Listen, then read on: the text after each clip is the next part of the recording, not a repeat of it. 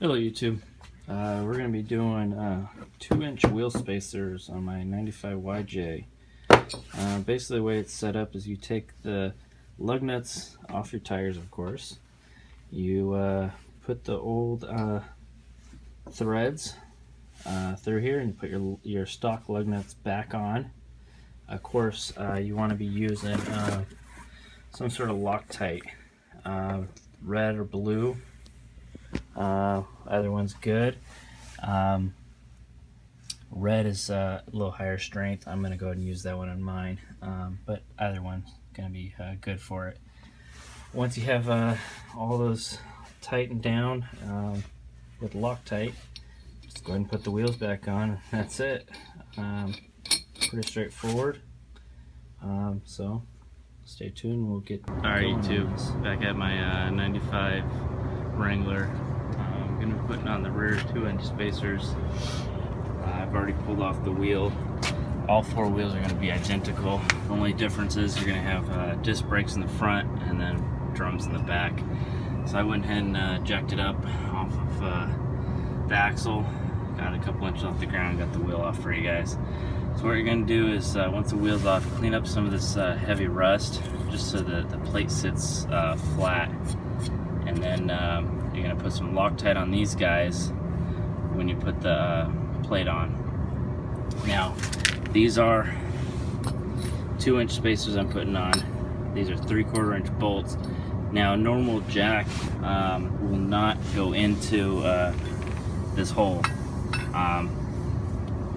3/4 of an inch, it just won't go in. So you can't tighten it down. So you got to get a socket wrench to get in there. Okay. And then just torque it down to your manufacturer torque specs that you have on your vehicle. So what we're going to be doing, I'm going to start out by cleaning this off, and then, like I said, I'll put some Loctite on it, put it on, and then I'll use the stock bolts to hold this unit on, and then I'll use these bolts to hold the rim on. Alright, so I'm going to go ahead and use the red Loctite. It's more of a high strength Loctite. You can still break it loose, but yeah, I just feel more comfortable putting this on the wheels. So you're just going to put a little dot on each nub. So it'll actually work its way around, and then when you're putting the bolt on, it'll find its way in all the grooves. Okay, so now I'm going to go ahead and just slide this guy on. And it's a little hard to do with one hand, but I'll get the stock lug nuts in there and tighten it down. Alright, so I'm going to go ahead and get the stock ones back in these holes, but you got to remember that you're going to cross tighten.